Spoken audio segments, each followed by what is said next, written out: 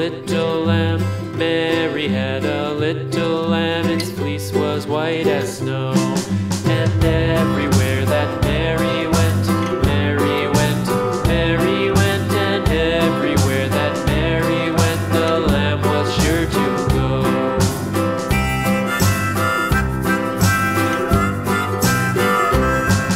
It followed her to school one day, school one day, school one day. It followed her to school one day, which was against the rules.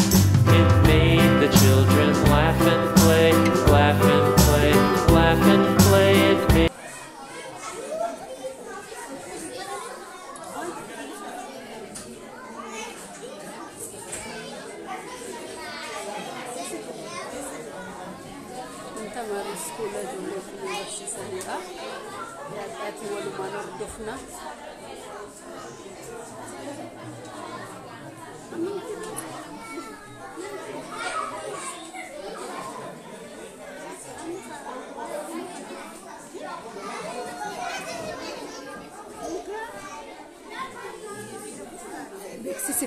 Assalamu alaikum wa rahmatullahi wa barakatuh.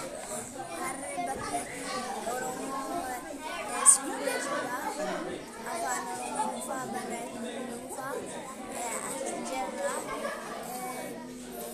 Ammetin Mashe Geegna Namuma Namachoko artisti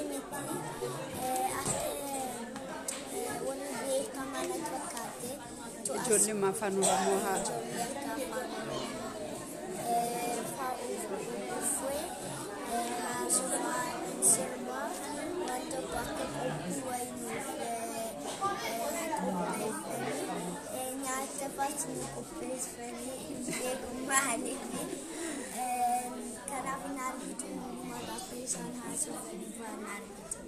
ya keessa agarsiisan bareedu wayyaan kutu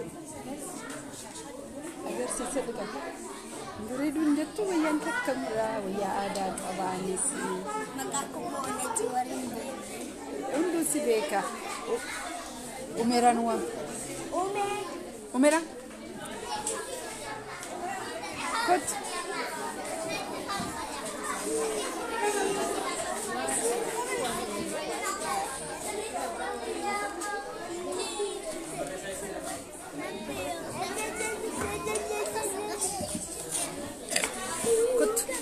السلام عليكم جريمة جر أكم جرتو جري من سكولان في سكول أفان ورمو برتشو أباج أنا مبيكا جري نمبيكا جريكا جريكا كاي جر كتو أميرا جر أباج أنا مبيكا السيا باجا دا جرمي جد جريكا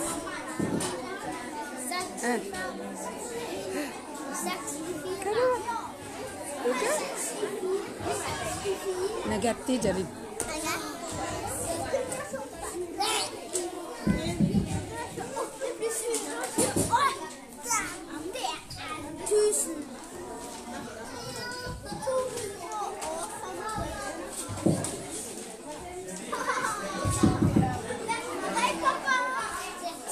Akam jef.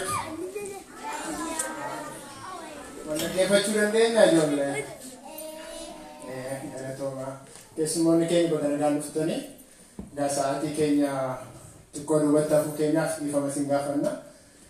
Wae hunde fama wata tokofa walda ada fi Barrnoota ada fi Afaan Oromoo Bargan waraqaa isinii kenna kanarratti xiqqoo waa meechuu dandeessu garuu nuti immoo xiqqoon mashii seensaaf akka taatu waa isinii ibsuu barbaada. Sagantaan keenya amma sa'aatii 15tti akkuma achi talaa waamicha irratti isinii dhiyaate kanaaf sa'aatii keenyatti gargaaramuudhaaf waan jennu kana jennaa ijoolleenis immoo tapha baay'ee qabu. Egaa ubsumaan akka nu dhaggeeffattan abdii qabna.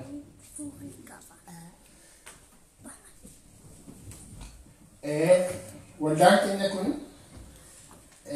seensa keessatti yaadni isaa eessaa ka'ee hojiitti hiikamu kan jalqabe yoomidha. Koreen hojii raawwachiiftu kun akkam turanii akkaataa kan jedhamu isaan wanni kana bira gahanii seerri ittiin bulmaataa kun yoomidha eessattidha kan jalqabe kan jedhu xiqqoo shaasoo barbaan yaadni kun akka yaadaatti egaa yookiin nama lama yookiin nama tokkotu waa yaaduu qaba. Garuu immoo garee murtaa'e tokko walitti fidee immoo bakka tokkoon gahuu danda'a jechaadha. Namoonni hundi walii galuu dhabuu danda'u yeroo murtaa'etti garuu hawaasuma immoo dabalamaa qabuuf. Yaadichi kanarra ka'e miti jechuun akka Oromootti afaan keenyaaf aadaa keenya barachuun biyya ambaa kana keessatti barbaachisummaa ta'uusaa garuu hundumtuu waan irratti walii galuufi egaa jiruuf jireenya biyya kanaa keessatti namaaf guutuu dhabuu danda'a. Ijoolleen gidduu yoo dhalatte garuu walitti hidhuu dandeessi wantoota akkasii kana. Kanaaf yaadichi akka inni gara kanatti deemu jalqabaan matu waan kana fudhatee sana booda hojiitti hiikuudhaaf wanti godhamee jira. Walgahii tokko mana keenyatti godhannee namoota murtaa'e wajjiniin jechuudha. Sana booda mana darajaa gadiidhaatti immoo koree hojii gaggeessituu godhannee jechuudha. Fagoo akkuma waraqaticha irratti isiniif mana abbeen magaalitti immoo seera bulmaataa keenya tuman. Argatanii mana tokko duwwaatti hin dhaabbatu waan kuni walirra deemnees immoo jechuun ijoollee keenya duwwaa otoo hin taane maatiinis immoo manuma waliin darbee akkaataa itti taa'ee wal keessummeessu illee gochaa ture jechuudha. Kaayyoon isaa maal ture? Kaayyoo isa gurguddaa lama qaba ture. Inni tokko afaanii fi aadaa Oromoo barsiisuudha. Eenyuun ijoollee asitti dhalatanis ta'e kan biyya alaa dhufan namoota gurguddoos jechuun qubeen afaan Oromoo erga barreeffama afaanidha jedheetti afaanota isaan kaan wajjin walitti finne yeroo dhiyoodha. Hunda keenya miti isa kana kan sirriitti wanti jenneetu kanaaf warra gurguddaadhaafis banaadha jechuudha wajjin kun. Kaayyoon inni lammataa walitti dhufeenya cimsuudha. Kan ijoollees kan maatiis kaayyoon keenya. Inni itti aanu yeroo dheeraa fuulduratti kan inni jennu ijoolleen keenya amma ijoolleen as jiran kuni ijoollee waggaa 3 fi amma waggaa 12ti. Kanaaf yeroo murtaa'e booda mana barumsaas barnoota idilee kanas gargaarsa goonaaf jechuudha. Kanaaf gargaarsi nuti goonu kuni isa akka leeksee yalbi jedhan kana faallee jechuudha. Hunda miti kan yeroo argatee waan kana gochuu danda'u isa kana kana faa waan mi'annaa jechuudha.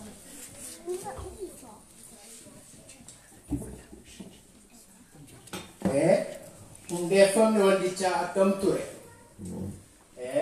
Maal inni jalqabarratti barsiisuu kan jalqabne akka Oromoon lakkaa'u fiji'oo lakkaa'u yoo ta'e har'i guyyaa isaa sanbatuma xiqqaa kanadha waggaan isaas haarumadha. Akka faranjii lakkaa'utti garuu boru. Kanaaf aadaan inni jennu sunis asuma keessatti dhufaatu guyyaa mashiitiinidha. Kanaaf har'a waggaa tokkodha. Sa'aatuma kanas immoo kan nuti jalqabne. Kanaaf hedduu galatoomaa sa'aatii kanatti akkasittis dhufuu keessatti. Inni itti aanu hojii haa eegallu malee seeraan immoo koree keenya kan filannee to'anti jennee mana darajaa qabeedhaatti siin jedhera. Gurraan dhala 29dha. Hojii jalqabee ji'a tokko booda jechuudha. Caamsaa immoo seera bulmaataa keenya raggaasifadha. Caamsaa 24 immoo bakkatti waldoonni adda addaa galmaa biyya kana keessatti kan Barrnoonni sun jedhamu achitti galmeessisne seeraan socho'aa jira jechuudha wanti kun. Miseensummaa jedha. Miseensummaan namni kamiyyuu miseensa ta'uu danda'a. Kan inni jedhu garuu Oromoonni ijoollee umuriin isaanii waggaa 18 fi isaa gadii qaban miseensa waldaa kanaa ta'uu danda'uu jedha. Innis naannoo barganii fi naannoo bargan jiraachuu isaanii maaliif fagoo yoo ta'an isaanis rakkisuu danda'anii seera bulmaataa keenya dubbiseet namni haaraan kuni galmaa inni gaafatuun ijoolleedhaan kan namti galmaa yeroo baay'ee kanaaf ijoolleen amma umurii suniin anatu itti gaafatummaa fudhata waan hin jennee fi maatiitu galmaa jechuudha. Ijoolleen koo asitti agarachuu qaban kan jedhu suni. Kanaaf boca sun irratti hundaa'e immoo koreen immoo taa'ee fi raggaasisaa jechuudha. Seerachadha kan akkasitti mukaa'u. Galmeen waggaatti al tokkodha.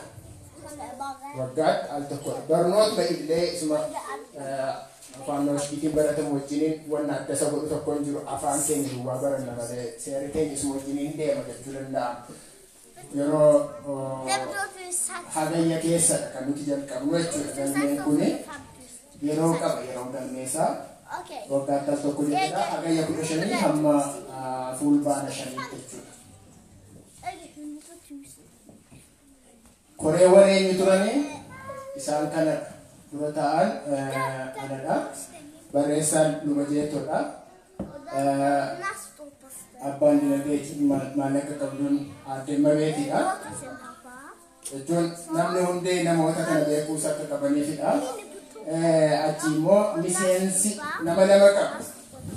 Obbo Garramoo jiraa fi obbo Simeedha. Wanni as keessatti adda isa godhu maatiin hundumtuu itti gaafatamummaa mataa isaanii qabu koree keessatti. Amma itti gaafatamaa miseensi koree lamaan kun itti gaafatamummaa mataa isaanii immoo qabu jechuudha. Inni obbo Garramuun itti gaafatamaa koree barsiisoo isaati achumatti immoo. Maaliif yeroo baay'ee miseensi koree achuma taa'ee dhaggeeffachuu malee irra jireessa wanti hin qabu.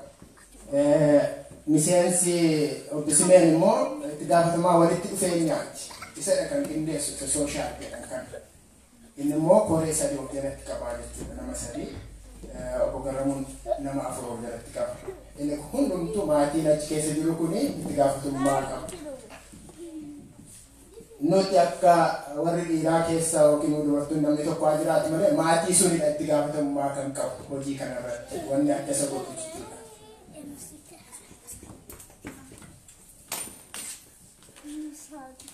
Ammaaf erga waggaa tokkooti jechuudha. Miseensota meeqa qabna? Miseensota akka maatiitti yoo lakkaa'e maatii 11dha kan nuti qabu.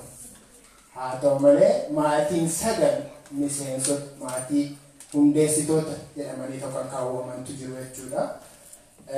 Eega maatii 9 kanaan ala kan dabalamee waggaa isa hagayya isa baranaa kana keessatti 18 kan dabalame eenyudha.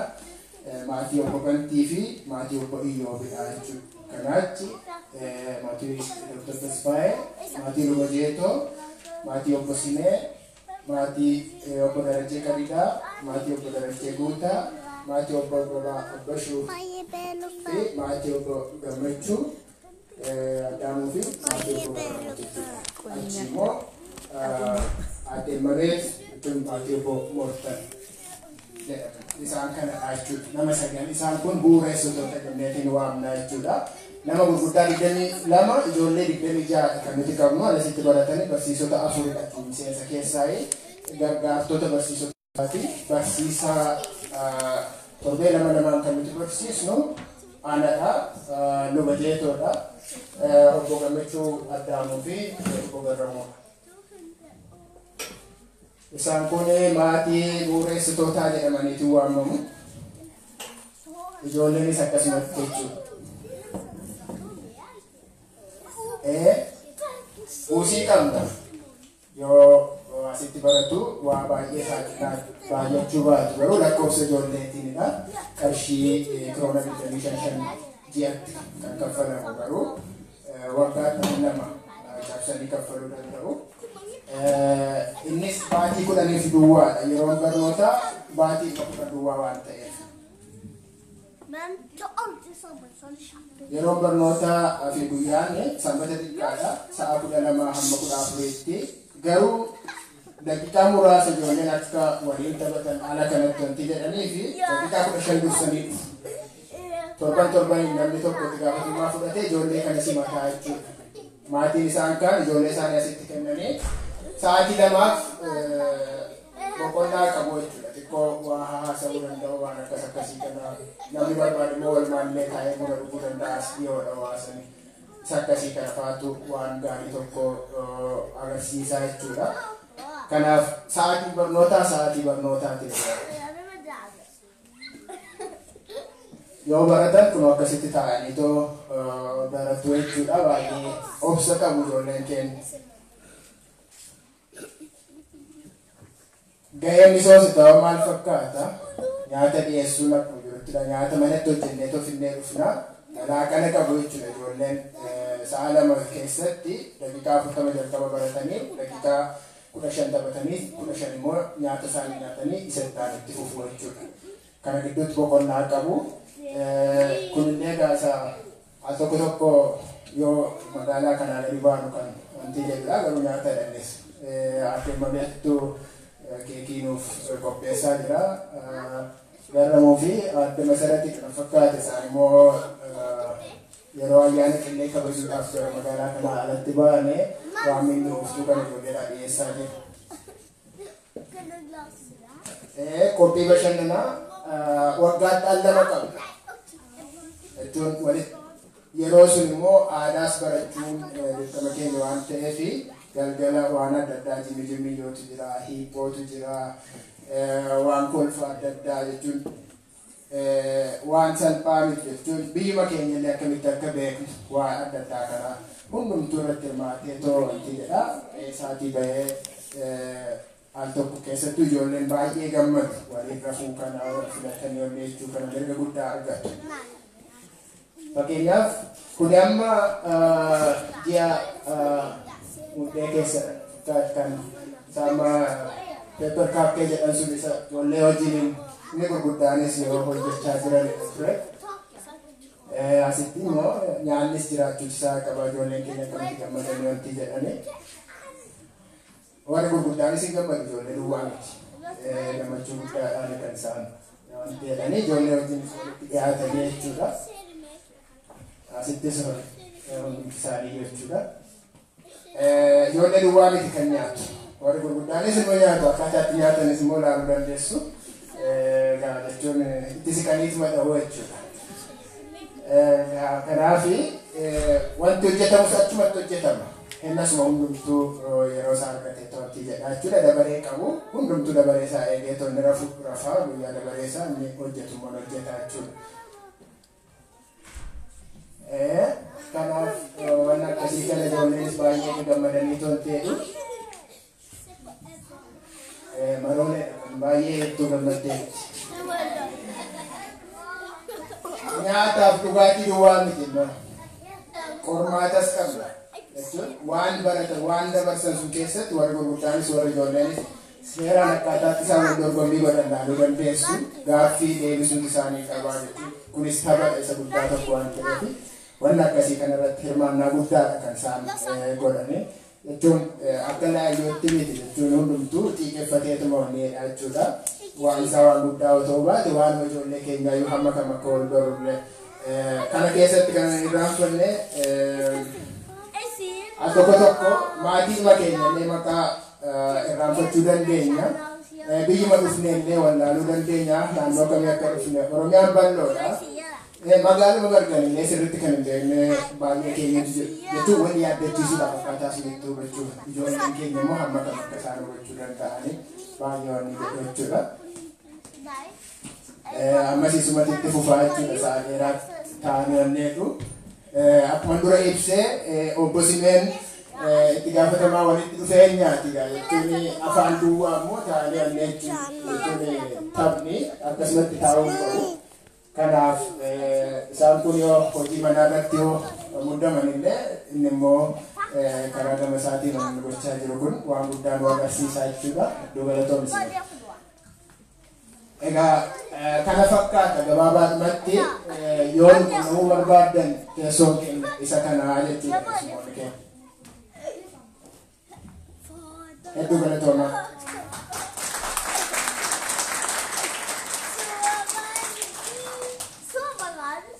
Yeah?